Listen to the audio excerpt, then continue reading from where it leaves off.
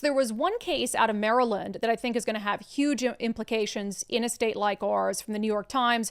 Justices let parents opt children out of classes with LGBTQ plus storybooks. So this case originated in Maryland. And one of the things that's interesting about it is it was brought about by a group of parents from different religious backgrounds. So Muslims and Christians, which whenever we talk about, people who are anti-LGBTQ or bigots, people always want to focus on like white conservatives and just totally ignore the fact that there's a lot of, Muslims have far stricter sort of traditional beliefs around same-sex marriage and transgenderism and all of that than a lot of Christians. And then you have a lot of Hispanic Catholics who they don't want to send their kids to school and have this stuff taught to their kids without their consent. And isn't it weird that anyone would fight a parent to the U.S. Supreme Court to say that a parent should not have the right to opt their child out of a lesson about like a book that involves pushing a gay agenda?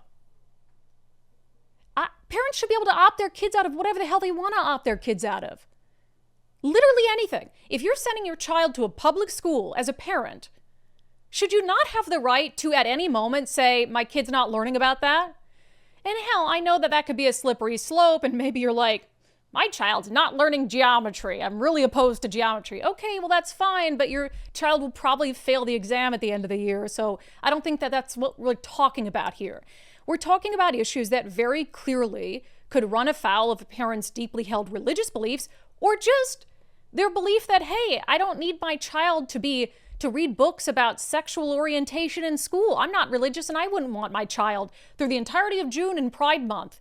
How many stories have we done on these insane, totally sexualized books about like transgenderism and LGBTQ, all that stuff, where any reasonable parent, even if they're not religious, would be like, yeah, I don't think that I want my fourth grader reading that book. And you have to take that as a parent to the Supreme Court and have the Supreme Court say, yeah, a parent should be able to opt their kid out of that?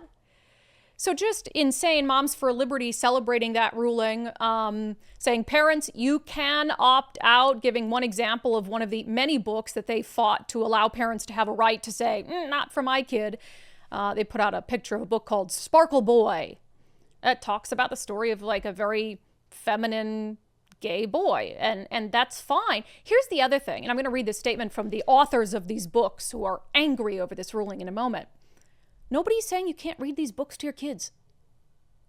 Read the book to your kid if you want to. Take your kid to the library, the bookstore. Read it to your child at home at night if that's really what you must do as a parent. Why do other parents have to be forced to have their kids read that book? Isn't that weird? Isn't that a very strange thing? So the authors, there's a bunch of books that were listed as part of this case out of Maryland. And they're all kind of the same, like very sexualized themes around LGBTQ plus issues. Some of them fairly graphic in nature. So the authors got together and they released a statement about the Supreme Court ruling. And I want to read it in its entirety. It's not too particularly long, but I think it shows like they think this should be forced on kids. It says, as the authors and illustrators of the books named in Muhammad v. Taylor, we believe the Supreme Court's ruling today threatens students' access to diverse books and undermines teachers' efforts to create safe, inclusive classrooms. To treat children's books about LGBTQ plus characters differently than similar books about non-LGBTQ plus characters is discriminatory and harmful. This decision will inevitably lead to an increasingly hostile climate for LGBTQ plus students and families and create a less welcoming environment for all students. We created our books for all children. We believe young people need to see themselves and families like theirs in the books they read. This is especially true for LGBTQ plus children and families, and all children, emphasis on all, need to learn how to share their classroom and communities with people different from themselves. Yeah, because we're all just a bunch of bigots, and your kids are a bunch of bigots too. I added that last part. Books can help them understand one another and learn to treat each other with acceptance, kindness, and respect. We know there are families and educators across the country who are committed to creating inclusive classrooms that meet the needs of the diverse groups of students in their school districts. We are with them in spirit as they work to ensure that all students are seen and supported. will continue to support LGBTQ plus families and children everywhere and advocate for the right of all students to read freely. We strongly disagree with the court's decision. You can read freely. You can read freely. Every single one of the books on this list, kids can still read. Their parents can still buy. Hell, kids can even still read them at school. Teachers can even still teach them at school. This ruling didn't say those books have to be removed from classrooms and public school libraries. This ruling didn't even say that teachers can't continue to build lessons around them. All it says is a parent can decide if they want their child to be there for that lesson. And so you believe what? That every parent should be forced, even if it's against their religion, even if gay marriage is against their religion, which is against a lot of people's religions, including Muslims and Christians, that they absolutely must sit there and be forced to listen to it. It's just the most insane mentality. And the point that they're making about that you're treating these children's books about LGBTQ plus characters differently than similar books about non-LGBTQ plus characters.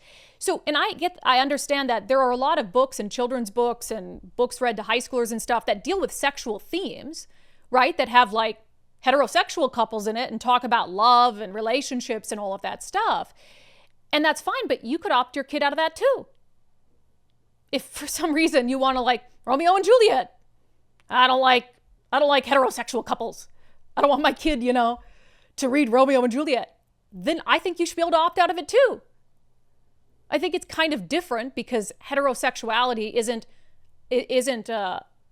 like a religious issue, right? There's no religions that are opposed to heterosexuality. So what we're talking about here is a deeply held religious belief. So it's not the same thing like freedom of religion. But if you want to opt your kid out of, I don't care what it is. But you could say the recess. Same thing about suicide in that Romeo and Juliet, because obviously that would be a religious reason to Right. You could say, hey, they talk about suicide in that book. Mm-hmm. I think you should be able to, if you don't want your kid to be read a book about suicide, fine. If you want to close your child off to the world and only let them like do math and science at school, I think you ought to be able to do that. I really do. So it's just this insane thing where they want this LGBTQ agenda forced onto every single child in America. They want kids to question their gender. They want kids to question their sexual orientation. They want that. And and the difference is, by the way, a lot of these books are specifically about and honing in on the sexuality and experience of a trans kid or a gay kid. Like that's what the book is about.